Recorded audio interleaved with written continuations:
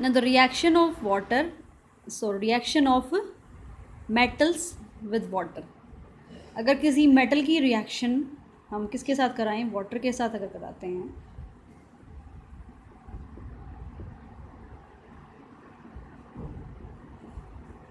तो क्या बनता है, मेटल ऑक्साइड। कोरोजन में क्या पढ़ा था हमने, ये तो पढ़ा था मॉइस्चर की प्रेजेंस में या फिर ऑक्सीजन की प्रेजेंस में अगर किसी मेटल को अगर हम एक्सपोज कर दें तो वो क्या बनता है, ऑक्सीडाइज हो जाता है, ऑक्सीडेशन हो जाती है, दैट इज़ मेटल का ऑक्साइड बनता है। तो वही तो है, मेटल की रिएक्शन हमने ऑक्सीजन के साथ कराई तो मेटल ऑक्साइड बन गया, ठीक है। और मेटल की रिएक्शन अगर हमने वाटर के साथ कराई तो भी मेटल ऑक्साइड बन गया, लेकिन यहाँ पे प्लस में क्या होगा, हाइड्रोजन गैस जो है वो रिलीज़ होगी, बस यही डिफरेंस है, ठीक है। और मेटल के ऑक्साइड की अगर रिएक्शन करा दें हम, जो हमारा ये मेटल का ऑक्साइड बना है, इस मेटल ऑक्साइड की रिएक्शन अगर हम वाटर के साथ करा दें तो क्या बनेगा, बेस बनेगा, दैट इज़ हाइड्रोक्साइड। अभी यही पढ़ा था ना हमने कि किसी भी मेटल ऑक्साइड की रिएक्शन अगर हम किसके साथ कराएं, वाटर के साथ, क्या बनेगा, हाइड्रोक्साइड बनेगा उस मेटल का, प्लस में कुछ नहीं बनेगा, ठीक है। So first of all metal की reaction with water, so metal की रिएक्शन वाटर के साथ अगर कराते हैं, अभी इनिशियली हमने पढ़ा दैट इज़ वाटर के साथ हमने सोडियम की रिएक्शन कराई, सो क्या बन गया, सोडियम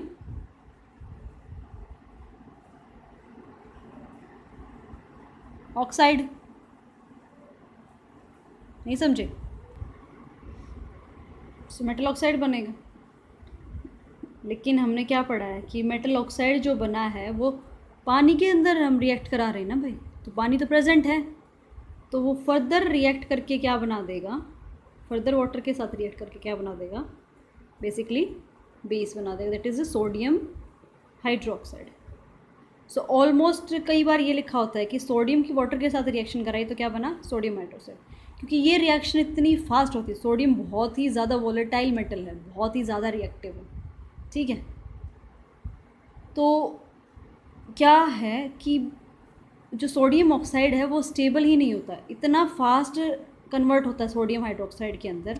तो हम डायरेक्टली क्या लिख सकते हैं कि सोडियम की रिएक्शन ने वाटर के साथ कराई, क्या बन गया, सोडियम हाइड्रोक्साइड बन गया, ठीक है। इसीलिए हमने लिखा है कि रिएक्शन अगर हम मेटल्स की रिएक्शन वाटर के साथ कराते हैं तो क्या बनता है, formation of oxides and hydroxide. अगर स्टेप वाइज अगर चलें तो वाटर के साथ पहले रिएक्ट करके वो मेटल ऑक्साइड और हाइड्रोजन गैस बनाएगा, और फिर ये मेटल ऑक्साइड वाटर के साथ फर्दर रिएक्ट करेगा और क्या बनाएगा, हाइड्रोक्साइड। लेकिन बहुत ज़्यादा रिएक्टिव एलिमेंट्स जो होते हैं वो डायरेक्टली क्या है, तुम ये कह सकते हो, इतनी फास्ट होती है ये दोनों स्टेप्स कि डायरेक्टली हम क्या कह सकते हैं कि जो मेटल है, जो हाईली रिएक्टिव मेटल्स हैं, वो वाटर के साथ रिएक्ट करके क्या बना लेंगे, हाइड्रोक्साइड बना लेंगे। स्टेप्स यही हैं, बस फास्ट होने के कारण क्या होता है, तो अगर तुम्हें हाईली रिएक्टिव एलिमेंट दे रखा है ना, तो तुम क्या लिखोगे कि उस मेटल की रिएक्शन अगर हम वाटर के साथ कराएं, हाईली रिएक्टिव एलिमेंट की रिएक्शन, तो क्या बनेगा, सोडियम हाइड्रोक्साइड बनेगा, प्लस हाइड्रोजन गैस रिलीज होगा। क्लियर है, ठीक है। अगर तुम दोनों स्टेप्स लिखते हो तो भी गलत नहीं है, पहले लिखो मेटल की reaction with water to give metal oxide plus water hydrogen gas, और फिर प्लस में फर्दर इसको लिख दो, फर्दर इसकी रिएक्शन हमने कराई वाटर के साथ और क्या बना, सोडियम हाइड्रोक्साइड। सो हमारे पास प्रोडक्ट्स इनिशियली क्या आ गए, सोडियम हाइड्रोक्साइड और हाइड्रोजन गैस। इसीलिए कैल्शियम की रिएक्शन अगर हम वाटर के साथ कराएं तो मोस्टली क्या लिखा होता है, calcium hydroxide plus hydrogen gas. लेकिन होता क्या है, पहले कैल्शियम का ऑक्साइड बनेगा, फिर कैल्शियम का ऑक्साइड प्लस वाटर, ठीक है, और फिर से वो वाटर के साथ रिएक्ट करेगा और क्या बना देगा, calcium hydroxide plus hydrogen gas. तो तुम ये स्टेप भी लिख सकते हो, इसको हटा के ये लिखो तो भी सही है, और डायरेक्टली अगर तुम ये लिखो तो भी सही है, लेकिन ये हाईली रिएक्टिव एलिमेंट्स के केस में है। सो हाईली रिएक्टिव एलिमेंट्स बहुत ज़्यादा रिएक्टिव होते हैं, इस वजह से क्या है, जो ऑक्साइड है वो बहुत ही ज़्यादा फास्टली हाइड्रोक्साइड के अंदर कन्वर्ट हो जाता है। क्लियर। एल्यूमिनियम इंटरमीडिएट आता है इन द रिएक्टिविटी सीरीज़, बहुत ज़्यादा रिएक्टिव नहीं है। सो उसके अंदर से हमें रिएक्ट कराने के लिए स्टीम पास करनी पड़ती है, मतलब टेम्परेचर भी उसे प्रोवाइड करना पड़ेगा। ये तो नॉर्मल पानी के साथ जो है रिएक्ट कर जाते हैं, जो हाईली रिएक्टिव एलिमेंट्स है। लेकिन जो हमारा एल्यूमिनियम है ये इंटरमीडिएट आता है, मतलब बीच में आता है रिएक्टिविटी सीरीज़ के, ना ही बहुत ज़्यादा रिएक्टिव ना ही लीस्ट में आता। ठीक है, तो हम इसको वाटर की स्टीम के साथ रिएक्ट कराते हैं, इसीलिए वाटर के साथ लिख दिया हमने गैस। तो क्या बनाएगा, एल्यूमिनियम ऑक्साइड बनाएगा। ठीक है, plus hydrogen gas will release. Clear. ऐसे ही आयरन की अगर रिएक्शन हम वाटर के साथ कराएं तो आयरन का हाइड्रोक्साइड नहीं बनता, आयरन का ऑक्साइड बनता है, that is Fe3O4 plus H2। Clear है। सो मेटल्स की रिएक्शन विद वाटर हमें क्या मिलेगा, मेटल का ऑक्साइड या फिर हाइड्रोक्साइड। जो बहुत ज़्यादा हाईली रिएक्टिव एलिमेंट्स हैं वो मेटल के साथ रिएक्ट करके क्या बनाएंगे, डायरेक्टली हाइड्रोक्साइड बना देंगे, मतलब जो फाइनल रिजल्ट आएगा वो हाइड्रोक्साइड बनेगा हाईली रिएक्टिव के केस में। और जो इंटरमीडिएट हैं हमारे, जो बहुत ज़्यादा रिएक्टिव नहीं हैं, इन बिटवीन आते हैं मोस्ट रिएक्टिव और लीस्ट रिएक्टिव के, उनकी रिएक्शन अगर हम वाटर के साथ कराते हैं तो क्या बनेगा, मेटल का oxide plus hydrogen gas release होगी। Clear. Now the reaction with acid, metal की रिएक्शन विद एसिड हम पढ़ चुके हैं एसिड एंड बेसिस में। सो किसी भी मेटल की रिएक्शन अगर हम एसिड के साथ कराते हैं तो क्या बनता है, किसी भी मेटल की रिएक्शन एसिड के साथ कराते तो क्या बनता था, मेटल की रिएक्शन अगर हम कराते किसके साथ, एसिड के साथ, तो क्या बनेगा, मेटल का salt plus hydrogen gas will release. यही थी जनरल रिएक्शन। जनरल रिएक्शन यही थी ना कि अगर किसी भी मेटल की रिएक्शन अगर हम एसिड के साथ कराते हैं तो क्या बनता है, मेटल का salt plus hydrogen gas will release. So metal कुछ भी हो सकता है, मैग्नीशियम मान लिया हमने उसकी रिएक्शन कराई एसिड के साथ, एसिड तुम H2SO4 ले लो, HCl ले लो, कोई भी एसिड ले लो। सो H2SO4 के साथ अगर हम कराएं, सल्फ्यूरिक एसिड है ये मैग्नीशियम, ठीक है, ये हमारी होगी सल्फ्यूरिक एसिड।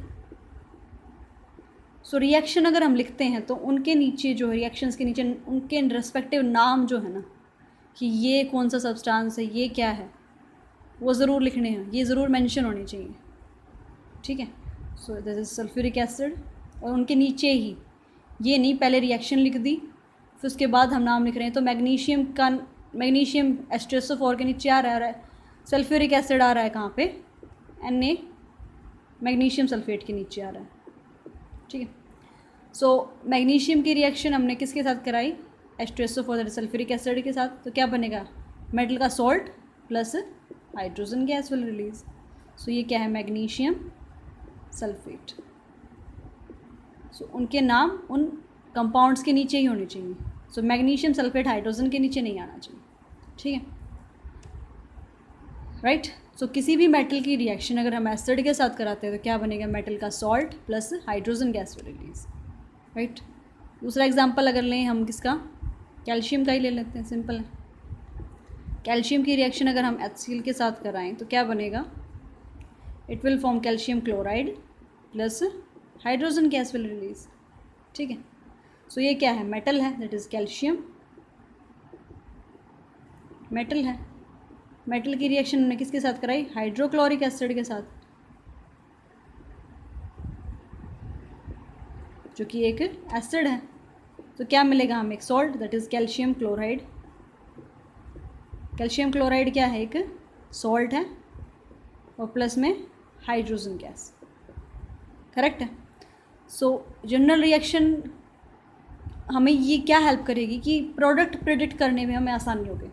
हमें बस ये देखना है कि हमने रिएक्शन किस किस की कराई है, तो हमें प्रोडक्ट हमें पहले ही प्रेडिक्टेबल है कि क्या बनेगी।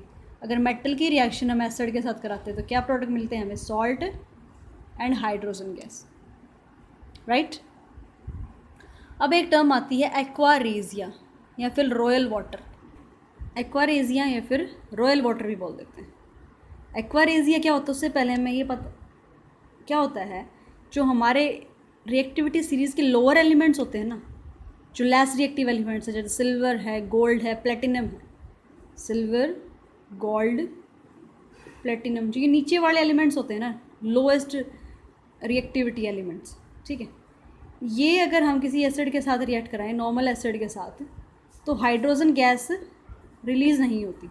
अब हाइड्रोजन गैस रिलीज़ नहीं हुई इन द सेंस हम कह सकते हैं क्या हुआ, वो रिएक्ट नहीं करते, नॉर्मली एसिड के साथ रिएक्ट नहीं करते।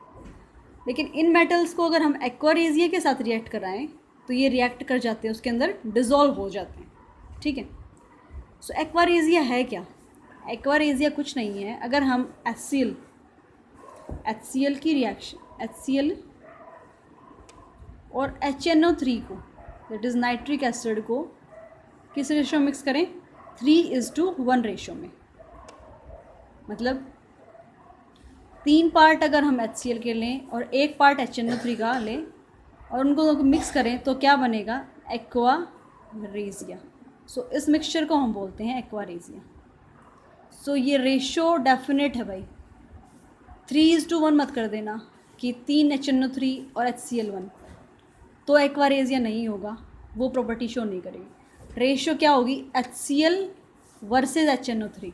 HCl 3 पार्ट होंगे HCl के और HNO3 का 1 पार्ट, तो रेशो यही रहेगी और इसी ऑर्डर में होगी, इट इज़ 3:1, 3 पार्ट HCl के और 1 पार्ट HNO3 का। और इस मिक्सचर को हम बोलते हैं एक्वारेजिया। अब एक्वारेजिया के साथ अगर हम किसी भी गोल्ड या फिर सिल्वर, प्लेटिनम की रिएक्शन कराते हैं, सिल्वर में भी डिज़ोल्व हो जाए, लेकिन गोल्ड और प्लेटिनम जो हैं, तो इस सॉल्यूशन के अंदर अगर हम प्लेटिनम को या फिर गोल्ड को डिज़ोल्व करना चाहें तो वो डिज़ोल्व हो जाते हैं, ठीक है। सो बेसिकली अगर HCl और HNO3 को मिक्स करते हैं तो होता क्या है, ये कन्वर्ट हो जाता है NOCl के अंदर, दैट इज़ नाइट्रोसिल क्लोराइड के अंदर। ये बहुत ही ज़्यादा important. So nitrosyl chloride plus water plus बनती है नेसेंट क्लोरीन। क्लोरीन किस फॉर्म में प्रेजेंट होती है? Cl2, मॉलिक्यूलर फॉर्म में प्रेजेंट होती है, लेकिन यहाँ पे नेसेंट क्लोरीन बनती है, मतलब सिंगल क्लोरीन जो कि स्टेबल नहीं है। सो ये क्लोरीन हमारे मेटल के साथ रिएक्ट, ये बहुत ही ज़्यादा हाईली रिएक्टिव होगी, ठीक है, क्योंकि सिंगल क्लोरीन जो है बहुत ही ज़्यादा रिएक्टिव होगी, क्योंकि क्लोरीन है, हाइड्रोजन है, ब्रोमीन है, आयोडीन है, ये सारे के सारे एलिमेंट्स क्या हैं? बायोमोलिकुलर हैं, मतलब बायोमोलिकुलर नहीं कह सकते, बायोन्यूक्लियर हैं, मतलब ये एज ए मॉलिक्यूल की फॉर्म में प्रेजेंट होते हैं, कभी भी सिंगल एटॉमिक फॉर्म में प्रेजेंट नहीं होते। अगर ये एटॉमिक फॉर्म में प्रेजेंट हैं तो दैट मीन्स ये स्टेबल नहीं है, ये बहुत ही ज़्यादा रिएक्टिव है। सो ये नेसेंट ऑक्सीजन जो है क्या करेगी, हमारे ये जो नेसेंट ऑक्सीजन है, इसको अगर कोई भी एलिमेंट जो कि मॉलिक्यूलर फॉर्म में प्रेजेंट होता है, क्लोरीन, ब्रोमीन, ऑक्सीजन, कुछ भी है, ये सारे मॉलिक्यूलर फॉर्म में प्रेजेंट होते हैं, अगर ये सिंगल एटॉमिक फॉर्म में प्रेजेंट हैं तो उनको हम बोलते हैं नेसेंट। क्लोरीन है तो क्लोरीन, ऐसे ही मैंने ऑक्सीजन के केस में क्या यूज़ किया था, नेसेंट ऑक्सीजन। सो नेसेंट के लिए हम नेसेंट ना लिखें तो हम क्या कर सकते हैं, उसको स्क्वायर ब्रैकेट के अंदर अगर हम एनक्लोज कर दें तो उसका मतलब भी क्या है कि वो क्या है, नेसेंट ऑक्सीजन है, राइट।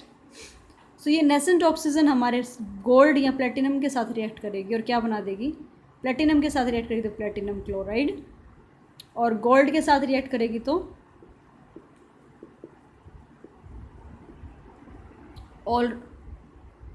ऑरिक क्लोराइड या फिर gold chloride, AuCl3, Auric chloride बोलते हैं, क्योंकि इसका जो लैटिन में नाम है वो ऑरिक है गोल्ड का, तो हम बोलते हैं इसको ऑरिक क्लोराइड।